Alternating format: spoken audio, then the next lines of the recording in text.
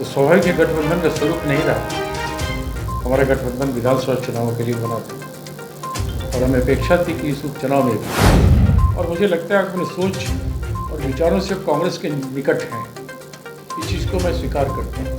उनकी धर्मपत्नी भी कांग्रेस पार्टी के वरिष्ठ नेता हैं। नमस्कार, मेरा नाम शशांक पांडे और आप NBC 24 देख रहे हैं। बिहार में 2 सीटों पर उपचुनाव होने, ऐसे में महागठबंधन से अलग हटकर आरजेडी ने अपने उम्मीदवार उतार दिए हैं दोनों सीटों पर, तारापुर और कुशेश्वर स्थान से।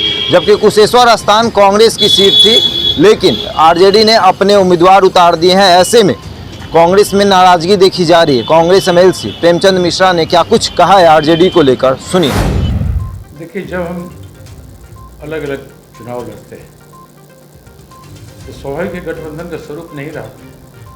हमारा गठबंधन विधानसभा चुनावों के लिए बना था और हमें अपेक्षा थी कि इस उपचुनाव में भी सामंजस्य से हम चुनाव लड़े, लेकिन आरजेडी ने एक तरफा फैसला लिया और जो मेरी सीट बनती थी, जहां मेरा दावा था, वहां भी अपने प्रत्याशी उतार दिए। इस परिस्थिति में कांग्रेस को भी दोनों सीटों पर चुनाव लड़ना है, यह पार्टी ने निर्णय लिया। एक सीट पर हमारा उम्मीदवार का चयन लगभग हो चुका है और तारापुर के लिए कुछ नाम है जहां पार्टी विचार विमर्श कर रही है। मुझे लगता है शाम तक इस संबंध में पार्टी का निर्णय सामने आ जाएगा। लगातार आरजेडी तरफ से कहा जा रहा है कि कांग्रेस अपना स्ट्राइक रेट देखे, अपने इतिहास को देखे, जमीनी स्तर क्या है। देखिए, जिन लोगों ने एक तरफा फैसला लिया है वो इस तरह का बयान देंगे। उन्हें तो ये बताना चाहिए कि जिस सेकुलर पॉलिटिक्स को लेकर हम एकजुट हुए थे, उस सेकुलर पॉलिटिक्स को तोड़ने का काम क्यों किया गया, पहले उनको ये बताना पड़ेगा। आखिर क्या रीजन थी? अगर एक सीट को कांग्रेस को, इन दोनों में से एक सीट कांग्रेस लड़ती है, एक आरजेडी लड़ती, तो क्या परेशानी थी? कौन सा आसमान टूटने वाला था? लेकिन किस सोच से आरजेडी ने यह फैसला लिया, वो राज्य की जनता देखे कि सेकुलर पॉलिटिक्स के नाम पर राजनीति करने वाले किस तरह से समय समय पर अपना स्टैंड बदलते रहते हैं। कांग्रेस ने कभी अपना स्टैंड नहीं बदला, हम सिद्धांतों से कभी समझौता नहीं करते। लेकिन आरजेडी चूंकि एक तरफा फैसला ले लिया और हमारी सीट पर जहाँ मेरा क्लेम बन गया, कुशेश्वर स्थान में हमारे उम्मीदवार मात्र 5-6 हज़ार वोटों से आ रहे, वो अच्छी फाइट थी। और इससे पहले भी अगर इतिहास देखें उस सीट का, तो अशोक राम जी कई चुनाव वहाँ से जीते हुए। तो वैसा उम्मीदवार को आप इग्नोर करना, नहीं देना और अपने किसी उम्मीदवार को खड़ा करना, यह आरजेडी ने अच्छा फैसला नहीं लिया। जब आरजेडी ने अपना फैसला ले लिया तो कांग्रेस को भी फैसला लेना है। हम चुनाव लड़ेंगे और अच्छे उम्मीदवार देंगे और मजबूती से लड़ेंगे और बिहार की राजनीति का भविष्य भी ये दोनों सीट के उपचुनाव का रिजल्ट एक तरह से तय करेगा। आरजेडी के नेता कह रहे हैं कि कांग्रेस के कुछ लोग ज़्यादा व्याकुल हो रहे हैं, कहीं वो नीतीश जी के इशारे पे तो नहीं चल रहे?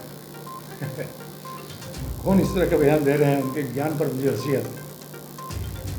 नीतीश कुमार के इशारे पे कौन चल रहे हैं और बीजेपी के इशारे पे कौन राजनीति कर रहे हैं, वो तो धीरे धीरे। तो सुना आपने, साफ तौर पर प्रेमचंद मिश्रा कह रहे हैं कि आरजेडी ने महागठबंधन धर्म का पालन नहीं किया है।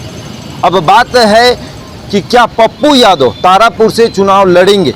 जाप के राष्ट्रीय अध्यक्ष हैं पप्पू यादव, 5 महीने बाद जेल से बाहर निकल कर आए हैं और आते ही बिहार की राजनीति को पूरी तरह गर्म कर दिया है।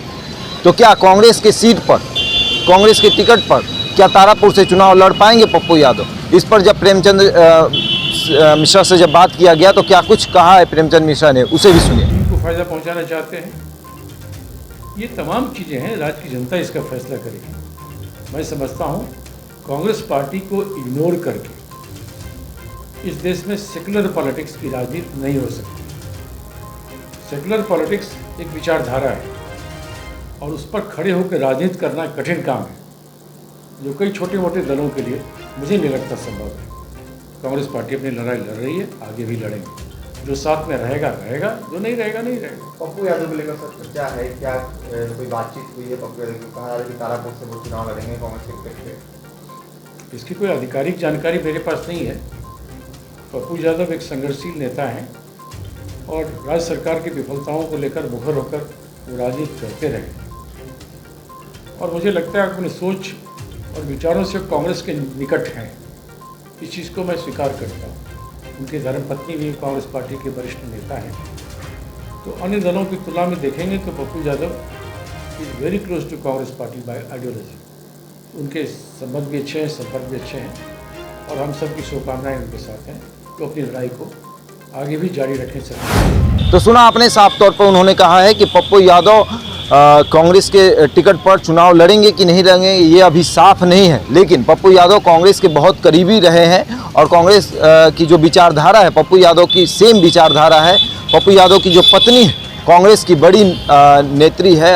अब देखा जाए तो हो सकता है कि आने वाले समय में तारापुर से विधानसभा का चुनाव लड़ सकते हैं पप्पू यादव। ऐसे ही तमाम छोटी बड़ी खबरों के लिए जुड़े रहे हमारे साथ और देखते रहें NBC 24।